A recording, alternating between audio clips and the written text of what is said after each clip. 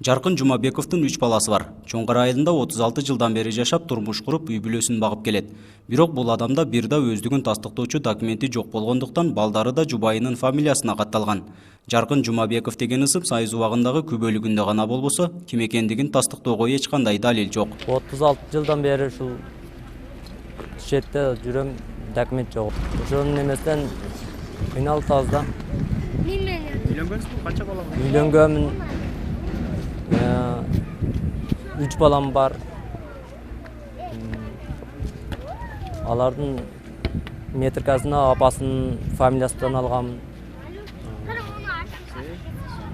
Себеби өзүмдө паспорт жок болот экен, ошон үчүн мен ушинтип алып атам да. Булардын катарында Өзбекстандан келин болуп келгендер да бар.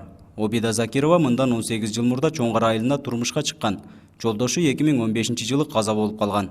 Мындан улам 2 баласын багуу милдети жалгыз өзүнө жүктөлүп, Кыргызстандын паспорту жоктугунан мамлекет тарабынан жөлөк пул берилбейт. 98 келгенмин, 7 мартта келгенмин. Ошо келгенден бери бир күйөөм өтүп кетти. Шундан бери пасая албайбыз. Ошо балдарым менен кыйналып отурабыз. Шундан бери жок. Балдарды окутуш керек, кийинтиш керек. İşteki Почта жактан эч бала бербейт. Ошентип отурабыз, ошентип. Мындан 2 жыл мурда паспорт алууга иш кагаздарын тууралап Өзбекстандан учеттон чыккан. Эми анын айынан 4 күнүнөн да жардам ала албайт. Анткени паспортунун жоктугуна байланыштуу чек арадан өткөрбөйт. Анысы аз келгенсип бир туугандарымдан тирүүлөй ажырап отурам дейт Обида Закирова. Колго түшүп калгандан бери 2 жыл болуп кетти барбаганыма я. Туугандарым көрүп келейин десем, паспортум жок. Туугандарым көрүм келет, мен hem сагындым. Туугандарым өз бияга өтө албайт. Мен өтө албайм же алар өтө албаса мен өтө албай калдым. Аталган айылдын айыл башчысынын айтымында бул айылда жарандыгы жок тургундардын саны 20дан ашуун. Мындай абалга туш болгондоруна биринчи кезекте өздөрү күнөөлүү. Убагында тиешелүү жерлерге кайрылышкан эмес. Ошондой болсо да паспорт алгандары да бар экен. Өздөрү дагы аракет кылган эмес да убагында. Алгандар да эле бар да. Чыныгында кече шайлоого жакындагы бир 20-30 адамдыкын полный документтерин, справкаларын жазып, диалог кылып алып кетишти. Дагы эле келбей жатат. Onu каяктан билебиз эми биз? Министерстводон уруксат бериш керек экен да.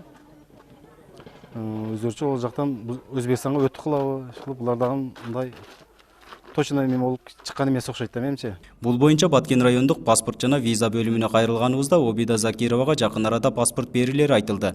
Ал эми башка жарандыгы жок тургундар кайрылма күбөлүгүн алуулары зарыл экен. Ошондо гана паспорт алууга мүмкүнчүлүк түзүлөт.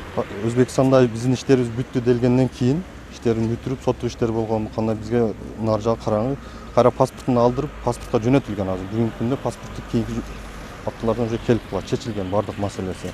Бирок колдо Союздун паспорту 74-жылы СССР паспорт менен пайдаланууда жүргөндүгү үчүн бул бизде жаңжалдар комиссиясына коюлат материалдар, комиссиядан өткөрүлгөн бардыгы, бүгүнкү күндө документтери такталган бардыгы. Ата мекенине кайтып келген улуту кыргыз, этникалык кыргыздарга Кыргызстанга келип жашаш үчүн шарт түзүп бериш керек деген милдеттенмебиз бар. Бул эл аралык документтерде да бар.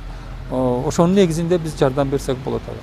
Нургазы Жайнаков, Бактыбек Нишанбай уулу, 7 канал Баткен өкүлчүлүгү. Конкреттүү өзү кайрылыш керек. Кайрылсын, биз жардам беребиз.